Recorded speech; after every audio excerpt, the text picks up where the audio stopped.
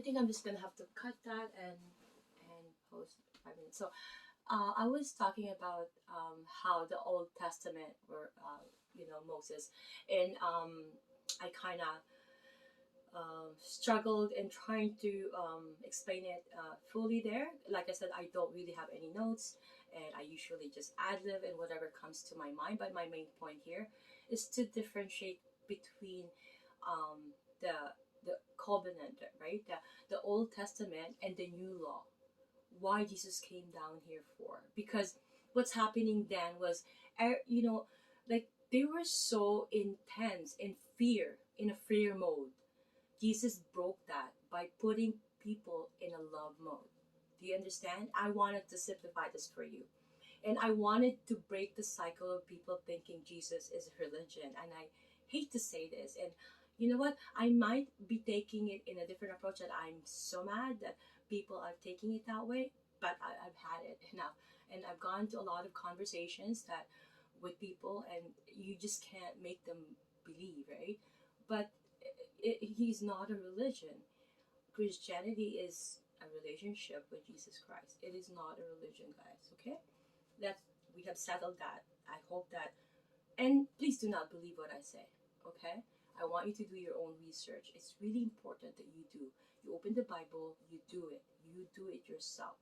It's like why everybody's planning for like their seventh birthday, like my child, like she's already she's two, me and the dad combined is two, so she's already planning ahead of time. And I said okay, right, so everybody's planning for their birthdays, for their friends birthday, for their probably boyfriends, husband, wives, girlfriends, and mom, dad, right, sisters, brothers, but no one's really planning for their death. I mean, why is that? I mean, are you? Well, I know you guys are have insurances and all that, but I mean, thinking about what happens when you die, right? It's really important, especially now it's COVID. Like, anytime you could be dropped dead. I'm not kidding. Like, we don't know what's happening. Like, a lot of people are doing their speculations. We don't know that. So, whatever this may, let's just focus and connecting, having a connection with God, because that's what Jesus came down for in the beginning. And then with this topic, I'm just adding a few points, but the main thing here is that you are not judging by how like the church are or the religions are. They're judging by the hair, the way they're not, or people with tattoo. Like I've been judged, even my own family, by having a tattoo, and I know that is not a sin. We are not under the old law. That's my point on saying this again. Like if you wanted to eat pork, as long as your body, yourself is not contradicting, and you go ahead, right? It is not really the food. God said it is your heart. It is how you. Before everybody is being pretentious, everybody is just being righteous in front of everybody, and it still happens up to this date, right? Just show you the bad. Who cares? Because we know. Because you know why, you're a sinner. We're all sinners. No one's righteous. Not a single person is righteous here, and not a single person has not been entered by the demon. Lately, I've been entering by the demon because I'm trying. I really, really wanted to be a full-blown Christian. I was baptized when I was young, but that doesn't really include born again, right? But I'm Roman Catholic. It doesn't really, but I continued as Roman Catholic, and I really wanted to Christian, to be a full grown baptized Christian. And I also researched that if you have not been baptized, as long as your heart, again, see that point, again, if your heart is pure, and God, He knows you, He knows your heart. You don't have to keep repeating in a like a mantra to Him what you wanted to ask Him for prayer. You know, instead worship Him. Instead, sing to Him or pray or having a meditation on His words, and on Him. Like listen to Him, meditate, and then listen to Him. Meditate on His words, and then listen to what will come to your head. But keep in mind too, before you do all those things, you need to know that you have to know the discernment, because keep in mind, our brain is like a battlefield. It's like a, you know, it's like a lobby of all this information. It doesn't mean it's yours. And a lot of people believe that it is their, what comes to their brain is their thought. It's really not yours. The demon is alive.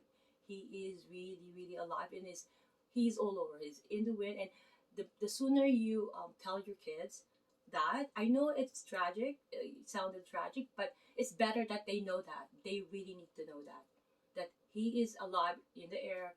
He is, trying to devour you the moment you are weak, the moment. And for us to make sure that this temple of God is strong, is that we have proper sleep, proper food. I'm going to be talking food later on in this video. And also we have proper exercise, which I haven't really done exercise. I'm going to be starting to do exercise, and I'm going to be documenting it too, because it's our, remedial exercise is part in the world of massage therapy, right? That's the prescription. That's our prescription, right? We need to, otherwise they're not going to get better, right? So if you don't give them a proper remedial exercises at home, home care, they're not going to get better. Okay, I added some. So going back, right? So if you were to follow all those laws, it's over 600, okay? I'm going to correct that again. It's not 650. 650 is the muscles.